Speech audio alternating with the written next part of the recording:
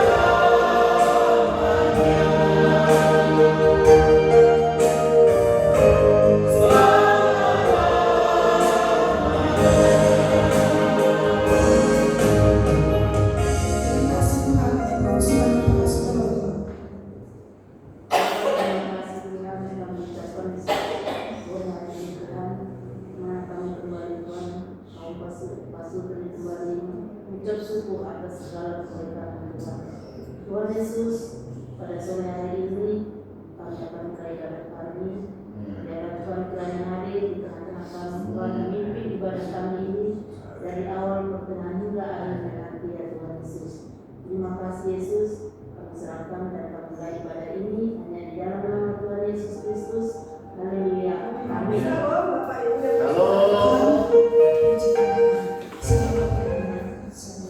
Ini terima yang ini. Ada sukacita? Amin. Tapi jangan ada satu sobat yang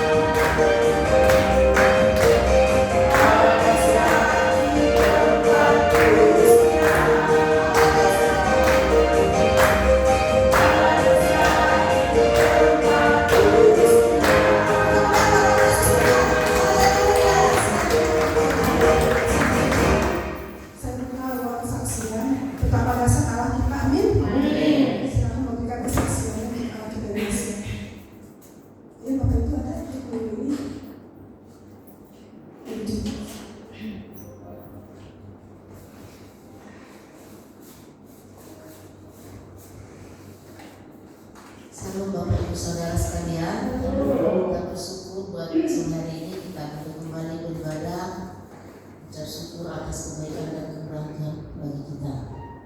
Saya mau bersaksi kemurahan Tuhan. Kalau hari Sabtu kemarin yang kami dari paguyuban dari marga saya berangkat ke Puncak. Memang itu mobil waktu kita mau ibadah ke tempatnya Pak Ibu juga udah ada tanda-tanda gitu ya, udah mau berangkat jadi nggak bisa nyala. Padahal sebelumnya udah dibawa jalan, pas mau berangkat nggak bisa nyala. Kemarin juga kejadian seperti itu. Seharian hari Jumat itu dipakai, tapi pagi-pagi jam 4 sore kan kita kumpul di bundaran DB, doa jam 5 berangkat, pas jam 5 pagi masih bisa jalan. Seharian hari Jumat itu udah saya bilang cek dulu mobil, soalnya mau ke Puncak, takutnya nanti kan mogok mati di tengah jalan kan bahaya, kata saya gitu. Sudah dicek, ternyata pas habis ngisi bensin mau di starter nggak bisa gitu, kenapa ya gitu kan, sampai kami dorong gitu mau nyari apa, jangan-jangan akinya gitu kan, tapi nyari bengkel pagi kan tutup gitu ya, gimana itu. Sepanjang jalan itu saya diam, suami saya juga diam. Nanti kan kalau saya bilang kan kemarin seharian kamu bawa nggak, kamu cek gitu kan, takutnya jadi berantem di dalam mobil kan, jadi diam aja semua. Jadi udah keluar tol mau belok masuk arah puncak itu kami lihat itu ada bengkel nggak ya, nggak ada sepanjang jalan itu. Pas sudah mau belok nyebrang kanan itu villa yang mau kami tempatin, ada bengkel di situ. Kami berhenti, Pak ada aki nggak, jual aki nggak? Oh nggak ada di sini, di rumah ada gitu. Kalau mau tunggu ya udah nggak apa-apa gitu. Kami tunggu ada sekitar setengah jam, terus dibongkar. Pas dibongkar dia buat dibuka ininya, wah ini udah mau tutupnya itu katanya udah mau ini udah bongkar gitu, udah tinggal mau meletus gitu kan. Aduh untuk ketahuan Pak, kalau nggak nanti bisa bahaya gitu. Dan dipasang diganti, walaupun harganya tidak sesuai lagi dengan yang kita harapkan gitu ya, namanya di puncak ya tapi ya bersyukur kami diingatkan Tuhan ya sebelum menanjak gitu kan, karena mau masuk villa itu kan naik turun baru naik, nanjak banget gitu ya. Kalau sempat di situ berhenti mogok apa nggak bahaya itu masuk jurang kami semua gitu ya. Tapi kan bersyukur ada itu baik ya, sebelum berangkat juga diperingatkan gitu. Puji Tuhan, untung di sini mogok. Kalau di puncak tadi ya kami sudah tidak bisa bilang apa-apa gitu ya. Kami bersyukur di sana kami juga bukan hanya sekedar happy di sana kan, begitu nyampe kita ibadah, tetap melakukan ibadah memuji Tuhan. Selanjutnya acara selanjutnya juga berjalan dengan baik, dan pulang pun kami bisa nyampe di rumah sehat dan selamat sampai rumah semua karena kemurahan Tuhan. Kedua, saya bersaksi dan saya minta doa, dukungan doa. Kalau Senin saya sudah masuk rumah sakit, saya minta dukungan doa Bapak Ibu semua agar semua dilancarkan operasinya, diberkati Tuhan dokternya yang mau mengoperasinya, dan biarlah hanya berserah kepada Tuhan saja gitu, dan pasti Tuhan berikan yang terbaik untuk saya. Puji Tuhan, sekian kesaksian saya, dan berkati. Tuhan semua acara yang akan kita lalui proses ini. Baik, kita akan mendengarkan. Ada lagi ibu kesaksian kami. Kita akan mendengarkan kebenaran firman Tuhan. Kita pujikan Bu itu setiap waktu kita mendengarkan Yesus. Tuhan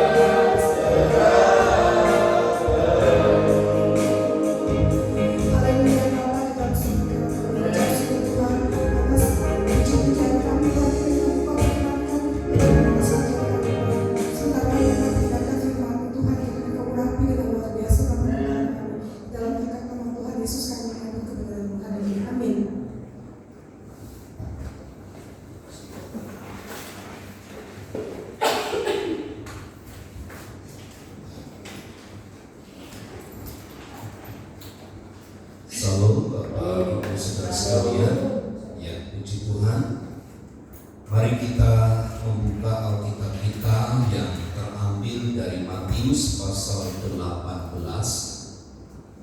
ayat yang ke-19 dan ayat yang ke-20. Matius 18 ayat yang ke-19 dan ayat yang ke-20. Yang sudah menemukan ayat ini, mari kita membaca secara bersama dalam hitungan yang ketiga, 2, 3. Dan lagi aku berkata kepadamu, jika 2 orang daripadamu di dunia ini sepakat meminta apapun juga, permintaan mereka itu akan dikabulkan oleh Bapa-Ku yang di surga. Sebab di mana 2 atau 3 orang berkumpul dalam nama-Ku, di situ Aku ada di tengah-tengah mereka. Puji Tuhan. Ayat ini sebenarnya terkait dengan peristiwa di pengadilan. Salah satu saksi yang menjadi satu ketetapan adalah minimal harus ada 2 atau 3 orang, baru kesaksian itu menjadi sah. Begitu. Tetapi di dalam ayat 19 dan ayat yang ke-20, ayat ini juga seringkali dipakai oleh gereja-gereja, oleh hamba-hamba Tuhan, oleh pelayan-pelayan Tuhan untuk menerangkan kesepakatan.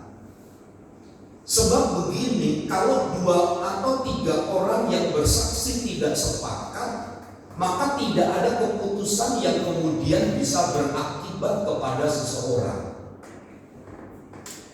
Nah, kesepakatan ini juga lah yang dipakai oleh orang-orang percaya, oleh para hamba-hamba Tuhan untuk menarik satu kesimpulan, bahwa di dalam kesepakatan 2 atau 3 orang itu, maka sebuah peristiwa atau sebuah kasus itu menjadi sah hukumnya.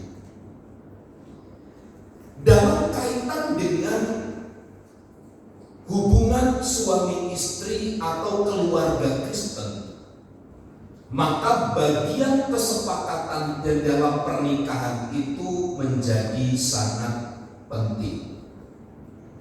Kenapa kesepakatan itu menjadi sangat penting di dalam keluarga, khususnya suami dan istri? Karena di dalam kesepakatan antara suami dan istri, pencapaian-pencapaian yang diinginkan, harapan-harapan yang ingin dituju akan dapat terlaksana dengan baik, hukumnya sah di hadapan Tuhan. Nah, terkait dengan kesepakatan di dalam pernikahan itu, Bapak Ibu Saudara, setiap hari sebenarnya di dalam kita membangun satu relasi satu dengan yang lain, setiap hari itu kita harus melakukan evaluasi mengenai apa yang sudah kita lakukan atau kita kerjakan. Harapannya adalah kemudian dengan membuat satu rencana untuk memperbaharui setiap apa yang sudah kita kerjakan. Tujuannya adalah untuk kembali melihat sejauh mana tujuan yang akan kita tuju itu sampai sejauh mana. Karenanya menurut saya, Bapak Ibu Saudara, sebuah evaluasi itu akan mempertajam tujuan yang akan kita tuju di dalam pernikahan itu. Seperti yang seringkali saya katakan begini, tidak mungkin seseorang masuk di dalam bahtera rumah tangga tanpa ada sebuah tujuan yang menyertainya. Atau mungkin berkata, yang penting mengalir saja. Hari ini tidak bisa dipakai prinsip itu, tapi kita harus membuat satu perencanaan. Dan orang yang merencanakan sesuatu pun untuk mencapai suatu tujuan kadang-kadang sulit untuk mencapai kepada apa yang diinginkan, apalagi orang tidak punya sebuah perencanaan. Dalam perencanaan pun dibutuhkan satu evaluasi. Tujuannya untuk apa? Supaya dengan evaluasi itu kita tahu sampai di mana tujuan yang kita akan capai itu. Ataukah mungkin masih 30%, ataukah baru 50%. Lalu persoalannya di sini, mengapa kita butuh evaluasi? Supaya yang 50% sampai tujuan itu paling tidak kita bangun kembali, kita revisi ulang begitu. Dan untuk mencapai satu tujuan yang 50% itu dibutuhkan komitmen. Komitmen itu adalah kesatuan janji untuk dapat melakukan antara suami dan istri. Nah, menurut saya, Bapak Ibu Saudara, proses ini sangat membantu kita untuk mengawali sesuatu yang baru, untuk masuk di dalam pengharapan yang baru, dan di dalam berkomitmen itu, sepakat itu, di dalam menjalani hari-hari yang penuh dengan tanda tanya, di dalam menjalani untuk mencapai kepada satu tujuan itu kan kita masih meraba-raba, masih meraba-raba. Tetapi dengan berkomitmen sepakat antara suami dan istri itu akan membawa satu pandangan yang baru. Kita akan melihat satu tujuan itu dengan jelas. Disinilah pentingnya semua orang dalam keluarga, baik suami dan istri itu harus berkomitmen penuh untuk mencapai kepada satu tujuan yang akan dilaksanakan, yang akan dituju. Beberapa kali saya sampaikan bahwa kesepakatan atau komitmen suami dan istri itu sangat berdampak besar terhadap pencapaian tujuan atau pengharapan yang kita akan tuju di dalam sebuah keluarga itu. Sulit memang menurut saya untuk mencapai kepada satu tujuan tanpa ada sebuah kesepakatan, tanpa ada sebuah komitmen, kesatuan janji antara suami dan istri. Akan menjadi sesuatu yang biasa.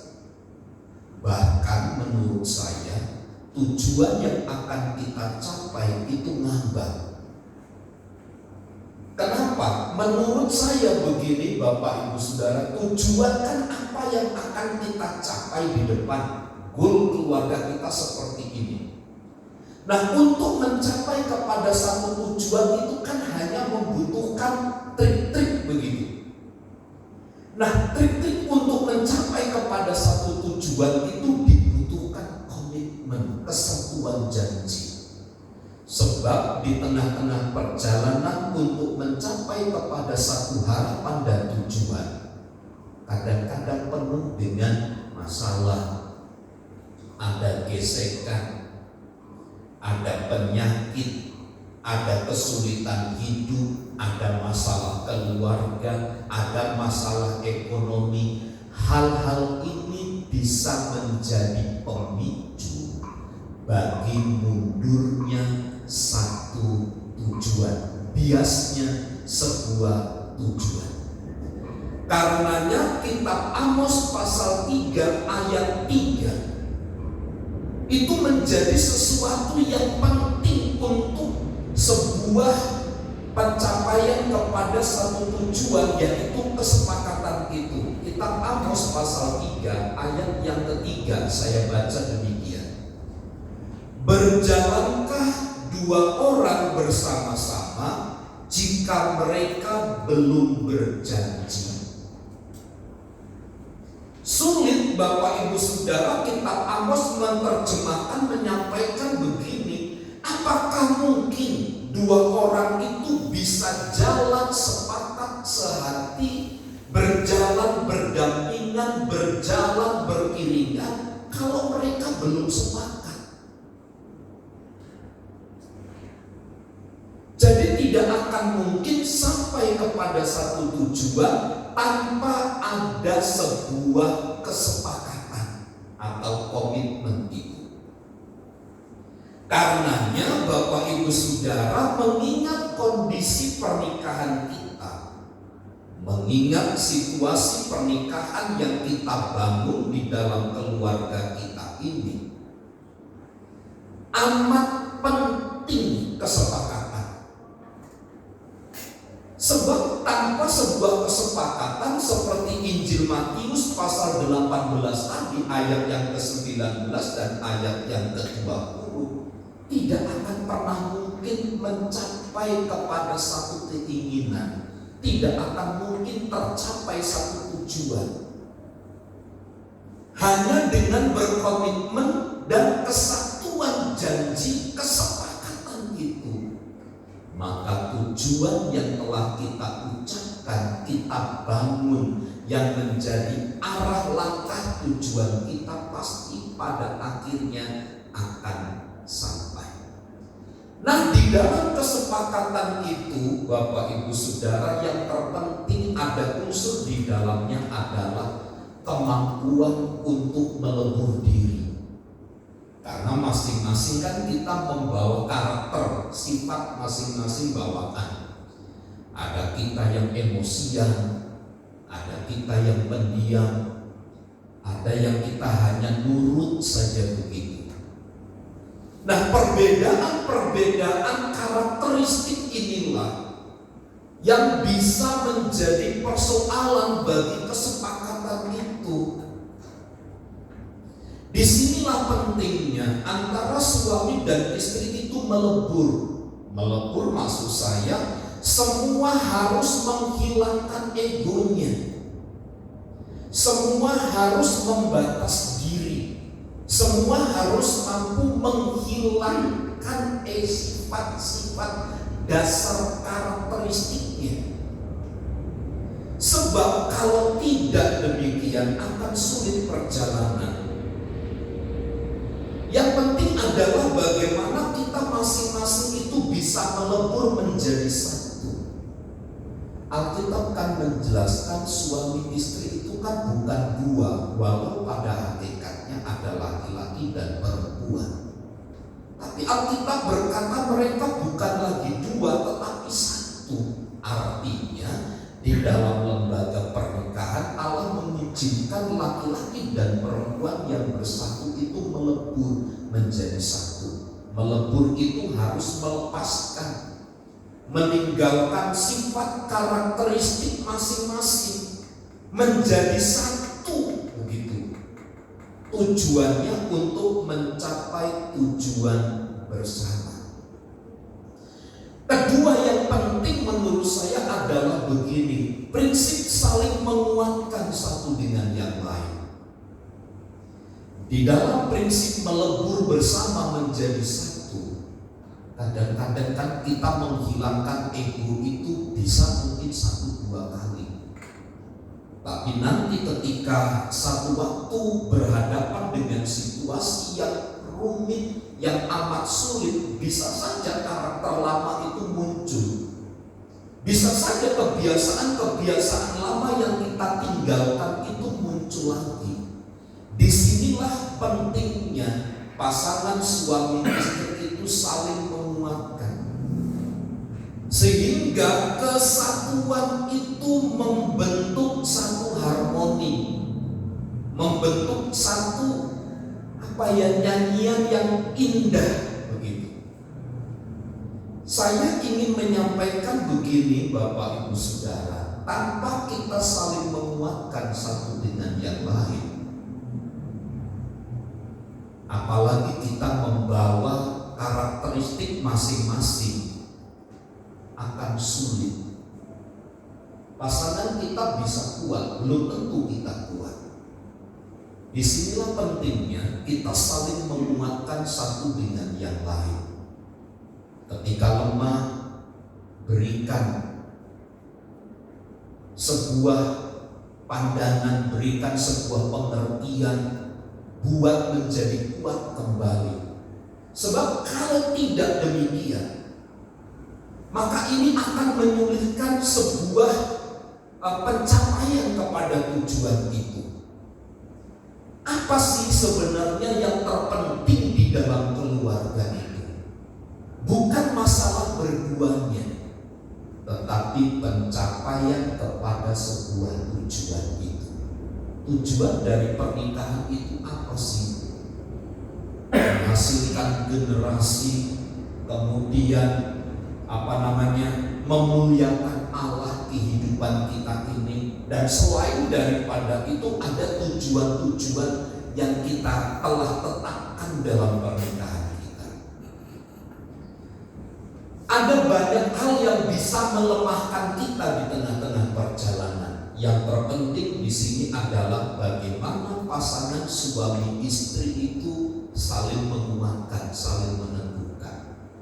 Satu contoh yang telah Ibu Junta tadi sampaikan.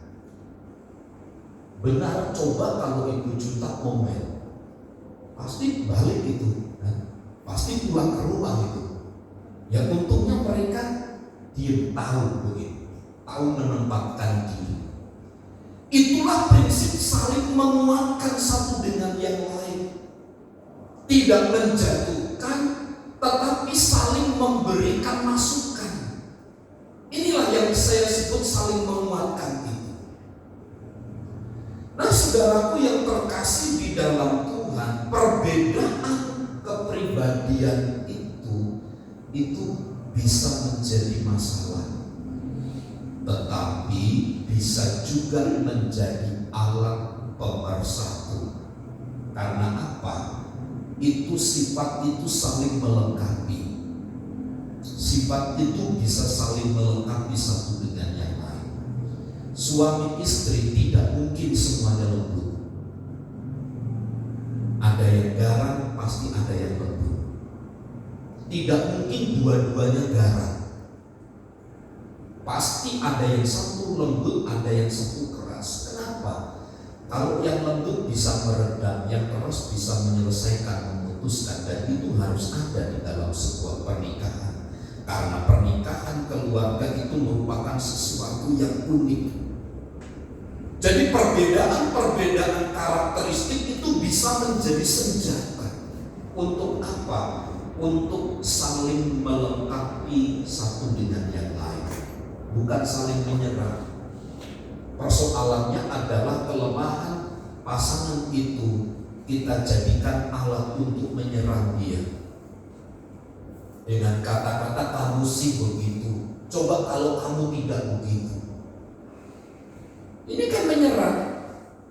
Karena kita tahu pasangan kita lemah dalam bidang itu.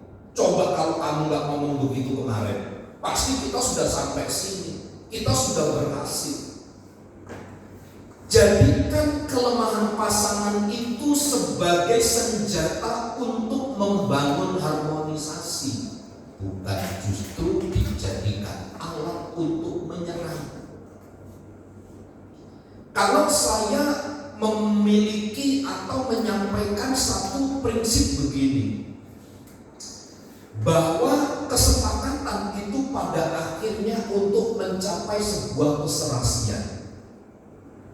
Saya ibaratkan keserasian atau keharmonisan itu saya dapat gambarkan seperti sebuah sepasang sepatu, sebuah sepasang sepatu. Sepatu itu bentuknya tidak persis sama, namun serasi. Lihat sepatu kita ya, bentuknya itu kadang-kadang nggak simetri, tidak persis sama, ada sedikit bedanya, tetapi dia serasi kita pakai. Nah, saat berjalan, dia tidak pernah selalu kompak persis berdampingan. Karena kaki kita tidak mungkin kan selalu maju bersama. Ada kanan, ada kiri, itu selalu bergantian. Tetapi tetap ada di dalam satu tujuan. Ya, tetap ada di dalam satu tujuan meskipun tidak berdampingan. Karena bagaimana mungkin sepatu itu selalu berdampingan? Meskipun tidak berdampingan, meskipun kelihatannya tidak kompak, tetapi dia menuju kepada satu tujuan.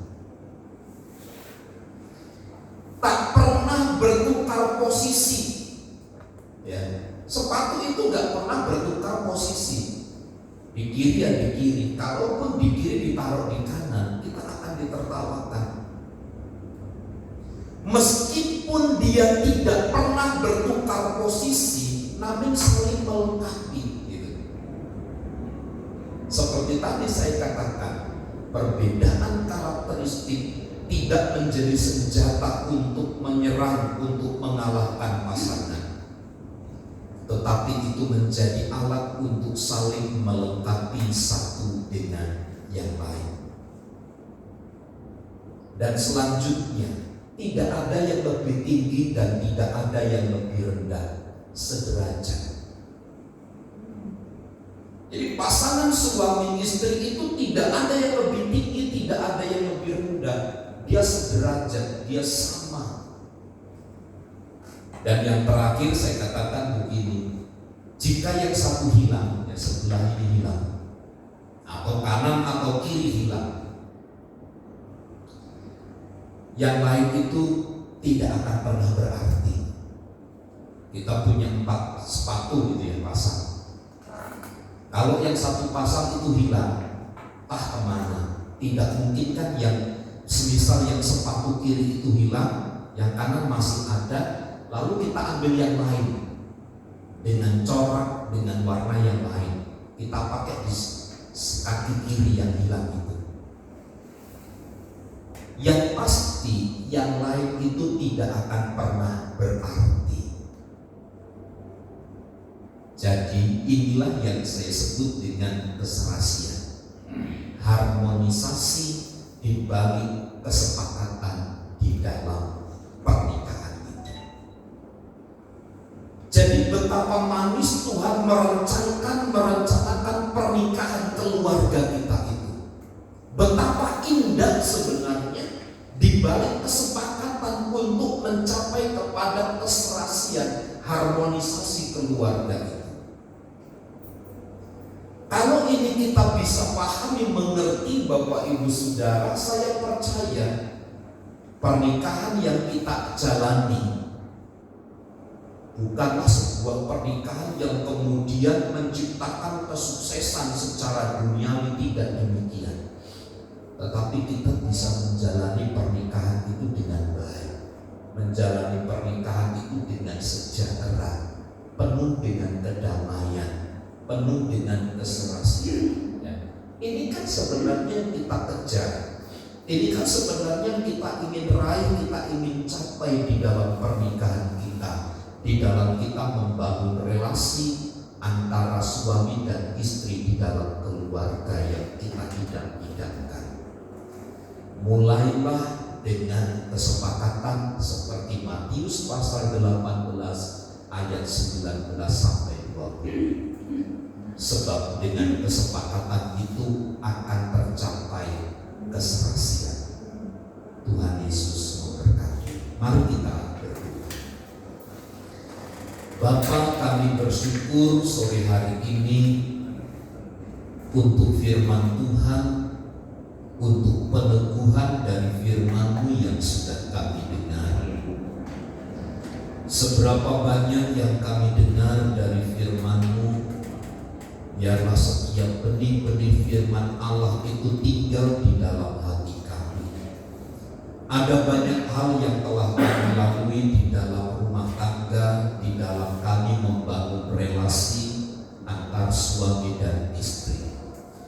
Tetapi lebih daripada itu, kiranya Kristus yang memampukan kami untuk kami dapat melebur, sehingga kami saling menopang, saling mendukung satu dengan yang lain, sampai kami menikmati harmonisasi keserasian di dalam pernikahan itu.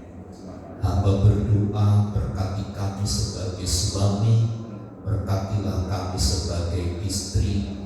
Kiranya tangan kekuatan Tuhan yang menopang dan memampukan kami. Di dalam dan demi nama Tuhan Yesus kami berdoa.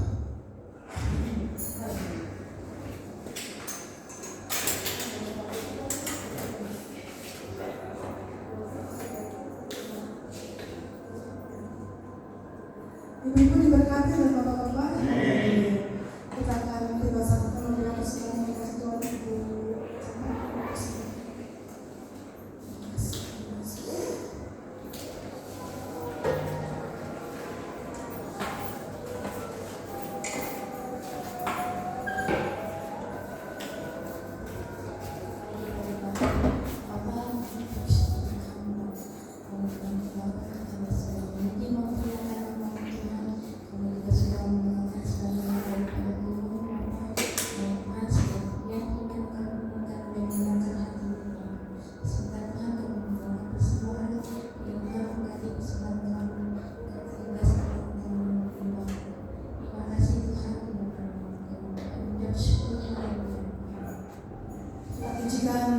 Kita perjanjian lama.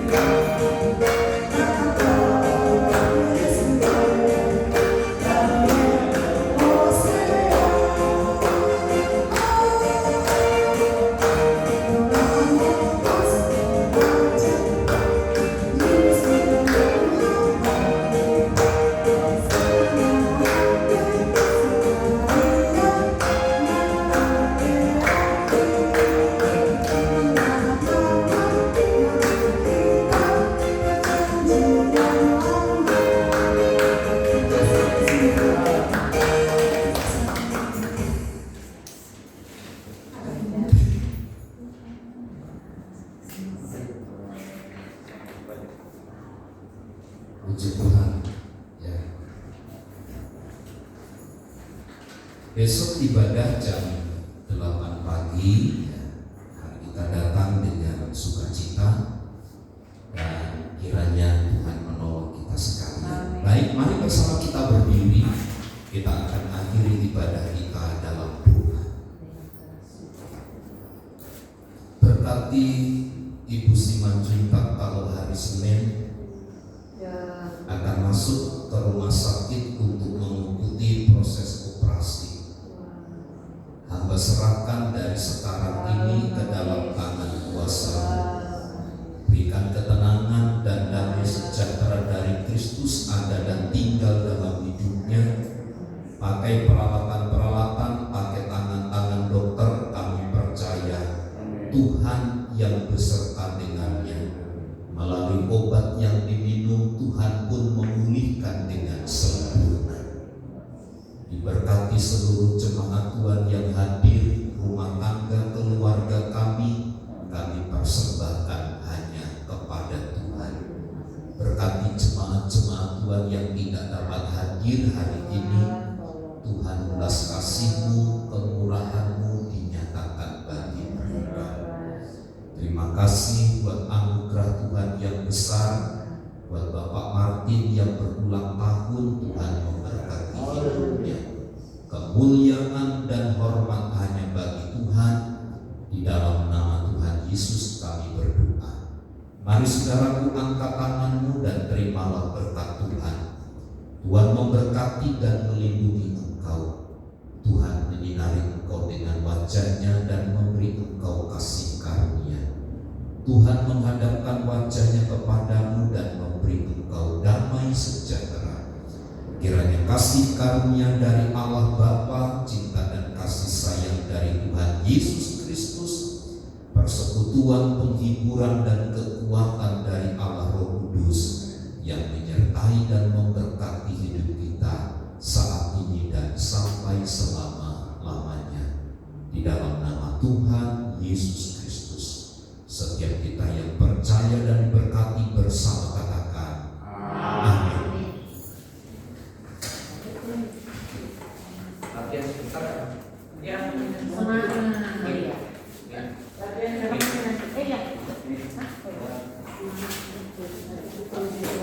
Iya, bagus.